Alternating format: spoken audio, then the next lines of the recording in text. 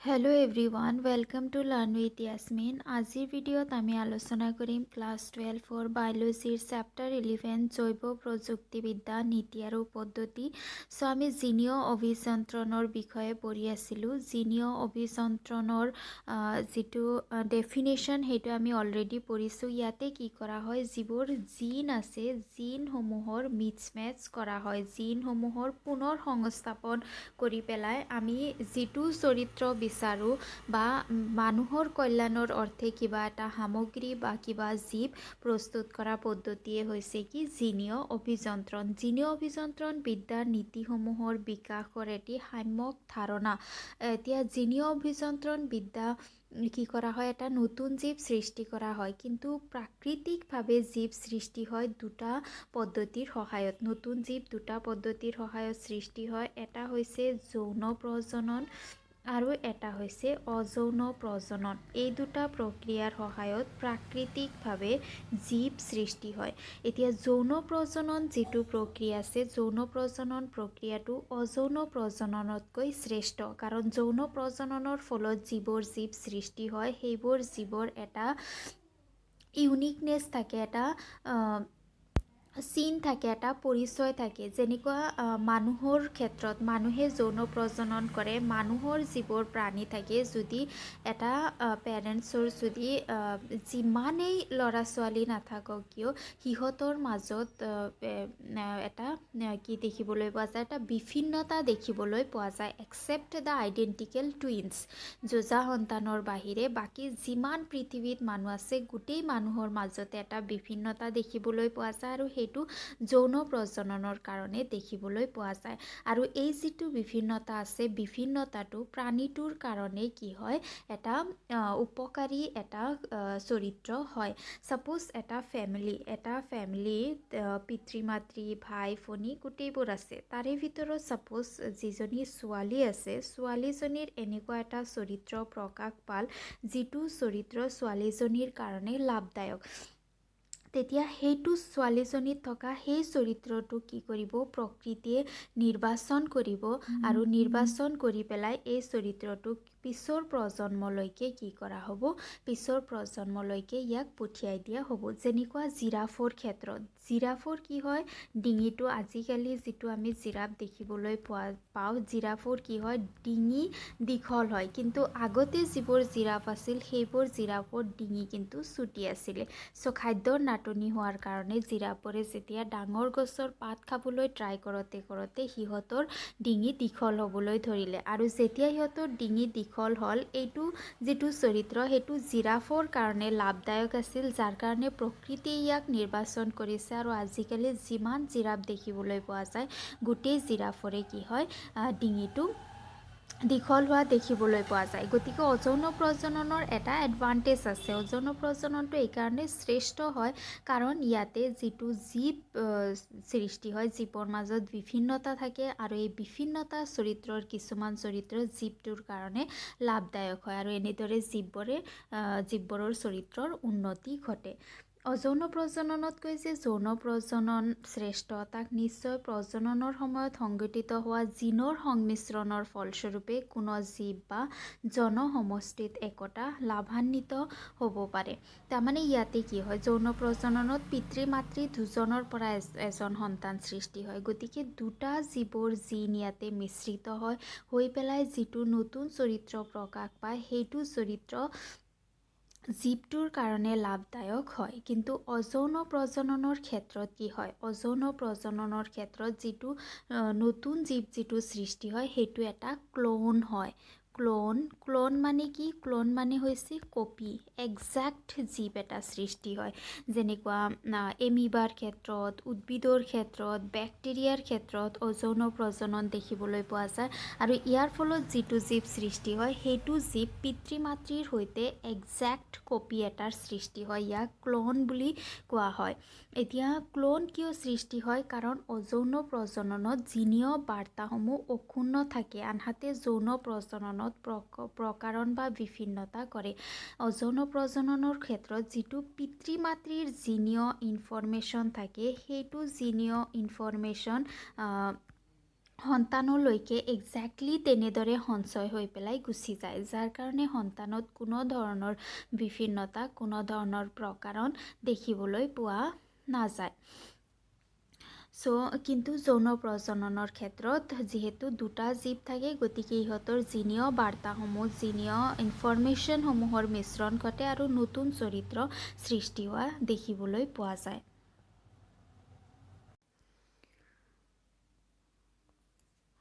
উদ্ভিদ আৰু প্ৰাণী প্ৰজননৰ পদ্ধতি ব্যৱহৃত প্ৰচলিত সংকৰণ ব্যৱস্থাৰ জৰিয়তে বাঞ্ছিত জিনৰ উপৰিও কিছু অবাঞ্ছিত জিনৰো সংযোজন আৰু বৃদ্ধিকৰণ ঘটে।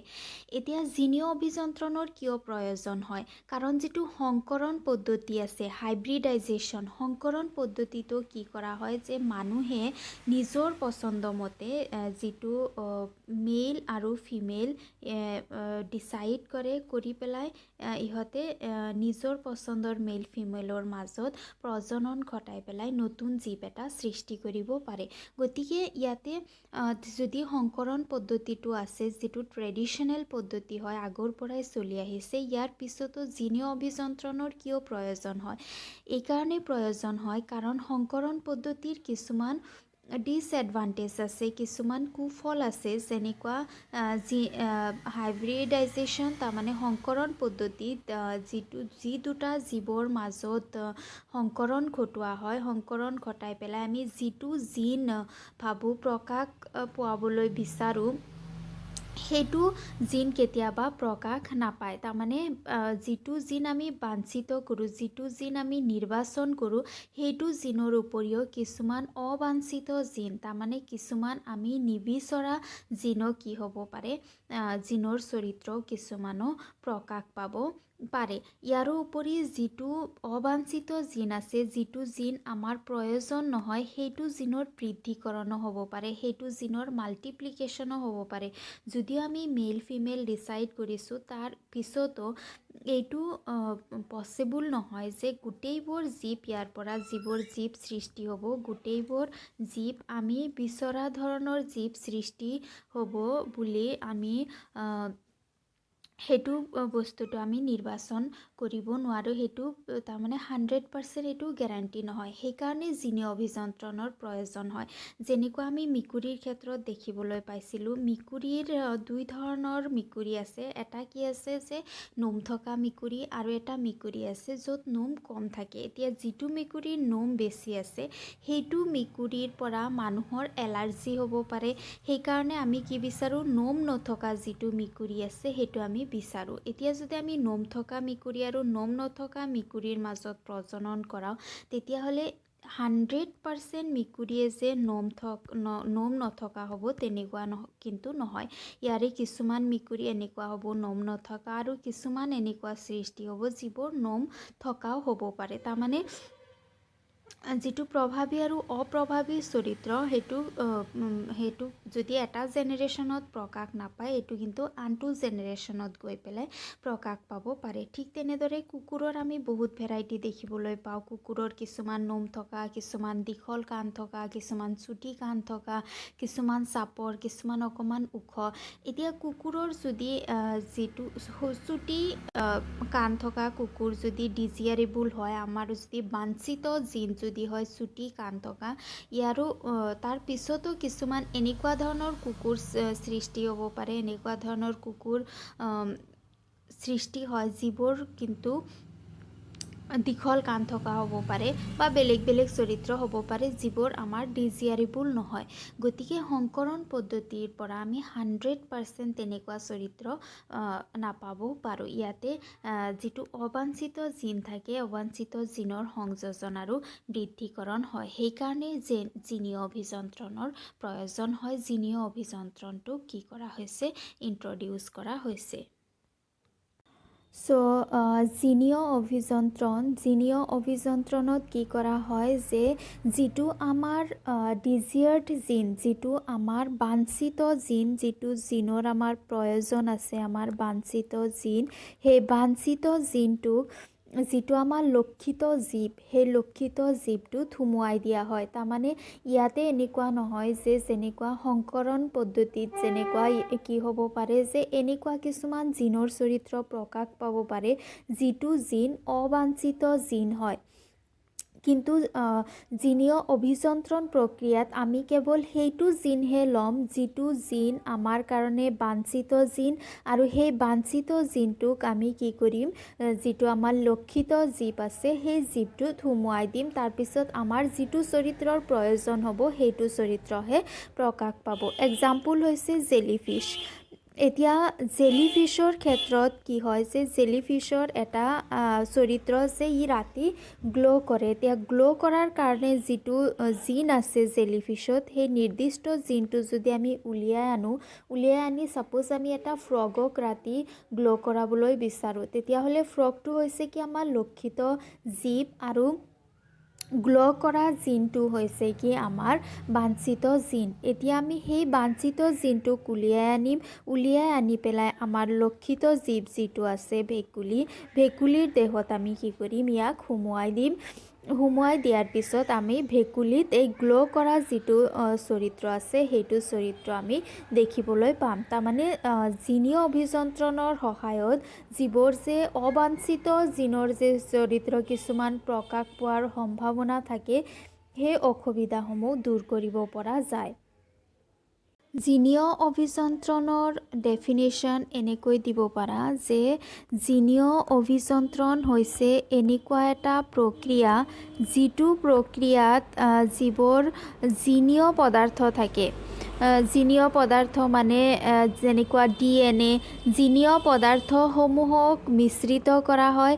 মিশ্ৰিত কৰি পেলাই এটা উন্নত মানৰ জীৱ তৈয়াৰ কৰি উলিওৱা হয়, যাৰ পৰা যিটো প্ৰডাকশ্যন সেইটো যাতে আমি বহুত বেছি পাওঁ, তাৰমানে মানুহৰ কাৰণে যাতে ভাল হয়, তাকে জিনীয় অভিযন্ত্ৰণ বুলি কোৱা হয়। জিনীয় পদাৰ্থ মিশ্ৰিত কৰি পেলাই উন্নত মানৰ জীৱ সৃষ্টি কৰাই হৈছে কি জিনীয় অভিযন্ত্ৰণ।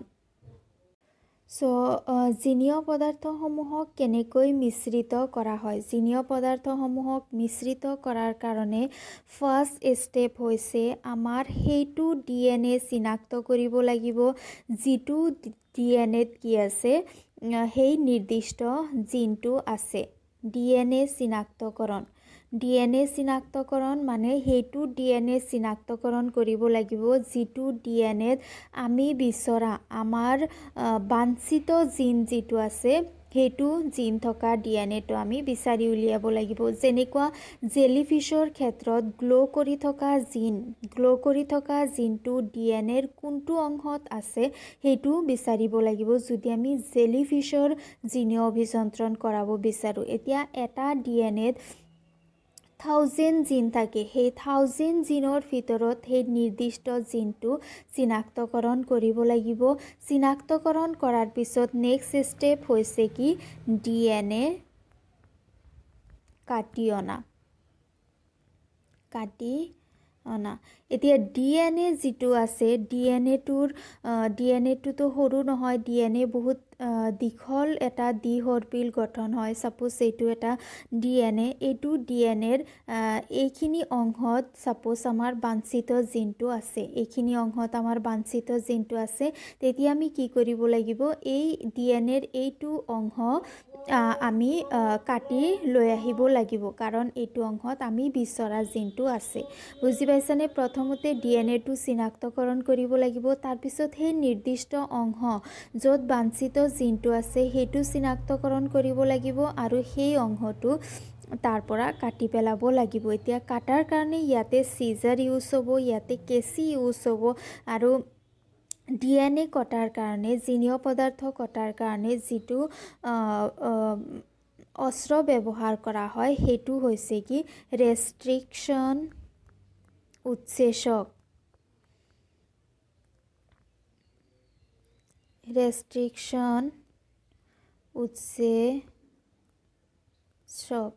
ৰেষ্ট্ৰিকশ্যন উৎসেচকৰ সহায়ত আমি এইবাৰ কি কৰিব লাগিব, সেই DNAটো ইয়াৰ পৰা কাটিব লাগিব। তাৰপিছত এতিয়া যেতিয়া আমি ডিএনএটো কাটি পেলালোঁ, এইখিনি ডিএনএ যে আমি কাটি পেলালোঁ, এতিয়া এইটো যে আমি কাটি আনিলোঁ, এইখিনি হৈছে কি আমাৰ ডিজিয়াৰ্ড কাট পিচ অফ ডিএনএ, তাৰমানে আমি বিচৰা ডিএনএৰ টুকুৰা। এতিয়া আমি বিচৰা ডিএনএৰ টুকুৰাটো ইয়াতে পাই গ'লোঁ। বুজি পাইছানে? মিছমেচ কৰাৰ কাৰণে প্ৰথমতে ডিএনএটো চিনাক্তকৰণ কৰিব লাগিব। চিনাক্তকৰণ কৰাৰ পিছত এটা ডিএনএত 1000 অফ জিনছ থাকে, তাৰে ভিতৰত সেই নিৰ্দিষ্ট জিনটো বাছি উলিয়াব লাগিব আৰু ৰেষ্ট্ৰিকশ্যন উৎসেচকৰ সহায়ত সেই ডিএনএৰ অংশটো কাটি পেলাব লাগিব য'ত সেই জিনটো আছে। এতিয়া এই কটা অংশটো হৈছে কি আমি বিচৰা ডিএনএৰ অংশ। এতিয়া যিটো ডিএনএ আমি ৰেষ্ট্ৰিকশ্যন এনজাইমৰ সৈতে কাটি আনিলোঁ, সেইটো ডিএনএ যদি আমি এটা জীৱৰ ভিতৰত সুমুৱাই দিওঁ, তেতিয়া সেই জীৱৰ যিটো ডিএনএ আছে, সেইটো ডিএনএ এই কাটি অনা ডিএনএটোক চিনি নাপায়, ফলত ইয়াতে কোনো ধৰণৰ ৰেপ্লিকেশ্যন হ'ব নোৱাৰে, তাৰমানে প্ৰতিকৃতিকৰণ হ'ব নোৱাৰে। দেহত অচিন ডিএনএৰ টুকুৰা সুমুৱাই দিয়া হয়, তেতিয়াহ'লে সেইটো সংখ্যা বৃদ্ধি কৰিব নোৱাৰিব। যেনেকুৱা ডিএনএসমূহৰ কি হয়, এটা ডিএনএৰ পৰা প্ৰতিলিপিকৰণৰ দ্বাৰা আনটো ডিএনএৰ সৃষ্টি হয়, যিটো আমি চেপ্টাৰ 6ত পঢ়িছিলোঁ বংশগতিৰ আণৱিক ভিত্তিত। চ' ইয়াতে প্ৰতিকৃতিকৰণ সৃষ্টি হ'ব নোৱাৰে, ফলত ডিএনএৰ সংখ্যাৰো বৃদ্ধি হ'ব নোৱাৰে।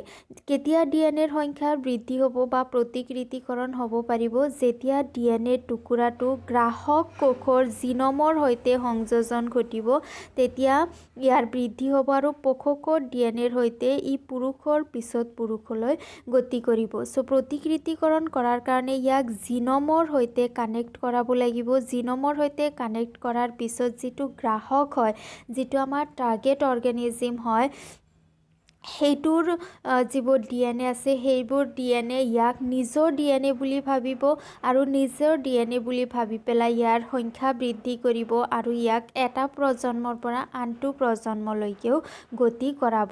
আচলতে অচিন ডিএনএৰ টুকুৰাটো জীৱটোৰ ক্ৰমজমৰে এটি অংশস্বৰূপ হৈ পৰে আৰু সেইবাবে এনে হয় যাৰ প্ৰতিকৃতিকৰণ ক্ষমতাও থাকে। চ' জিনমৰ লগত কানেক্ট হোৱাৰ লগে লগে ডিএনএটো কি হৈ যায়, সেই যিটো আমাৰ পোষক আছে বা আমাৰ টাৰ্গেট অৰ্গেনিজিম আছে, তাৰ যিবোৰ ক্ৰমজম আছে, সেইটো ক্ৰমজমৰ সৈতে একেবাৰে মিলি যায় আৰু যাৰ কাৰণে প্ৰতিকৃতিকৰণ কৰিব পাৰে, মানে নিজৰ কপি সৃষ্টি কৰিব পাৰে। এডাল ক্ৰমজমৰ এক নিৰ্দিষ্ট ডিএনএৰ অনুক্ৰম থাকে, যাক ডিএনএৰ অনুকৃত্যায়নৰ প্ৰাৰম্ভিক স্থান বুলি কোৱা হয়, যিটোৰ পৰা ডিএনএৰ অনুকৃত্যায়ন আৰম্ভ হয়। এই বিষয়ে আমি আগতেও পঢ়িছিলোঁ যে ডিএনএৰ অনুকৃত্যায়ন য'ৰ পৰা ষ্টাৰ্ট হয়, আৰম্ভ হয়, তাক প্ৰাৰম্ভিক স্থান বুলি কোৱা হয়। যদি ছাপ'জ এইটো এটা ডিএনএ, ইয়াৰ পৰা কি হৈ আছে, নতুন ডিএনএৰ সৃষ্টি হৈ আছে, ইয়াতে যিবোৰ নাইট্ৰজেন জাতীয় ক্ষাৰক থাকিব, সেইবোৰ অধ্যয়ন কৰি পেলাই ইয়াতে নতুন নতুন ডিএনএ সৃষ্টি কৰিব।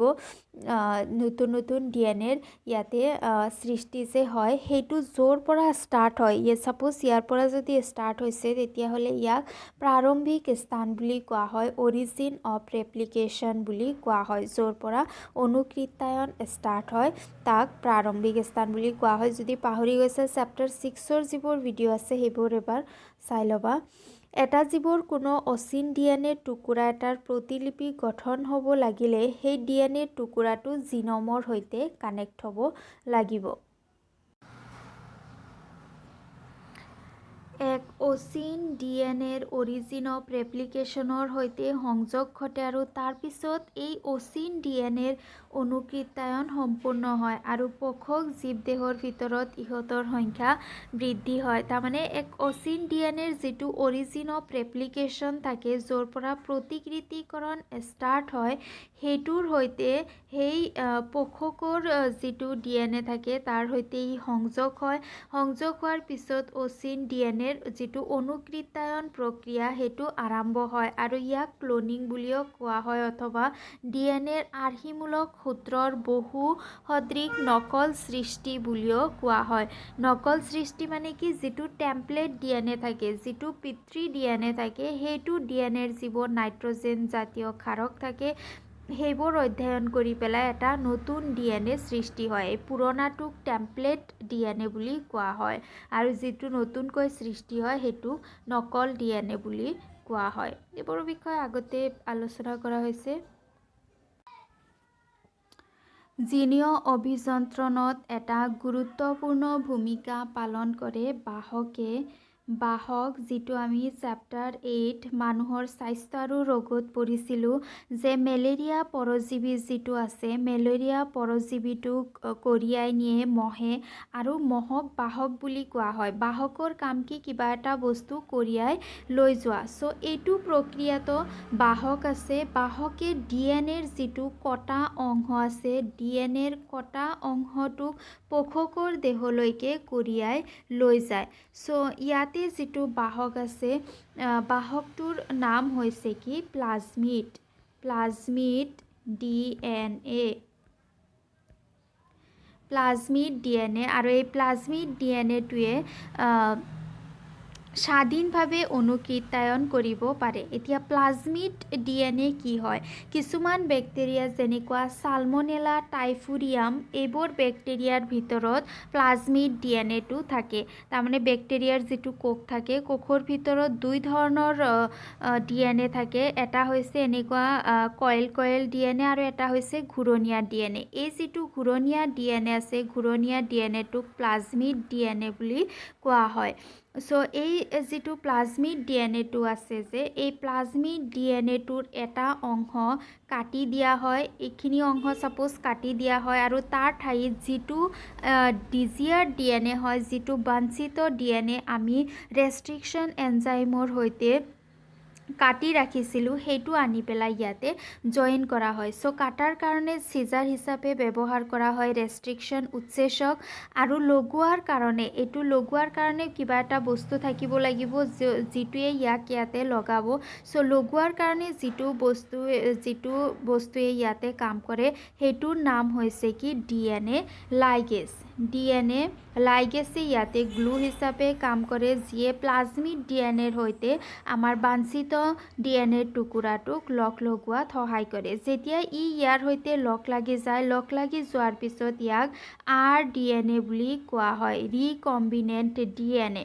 তাৰমানে এতিয়া DNAটোৰ সৈতে পুনৰ সংযোজিত হৈছে এটা টুকুৰা, গতিকে ইয়াক ৰিকম্বিনেণ্ট, পুনৰ সংযোজিত হোৱা DNA বুলি কোৱা হয়।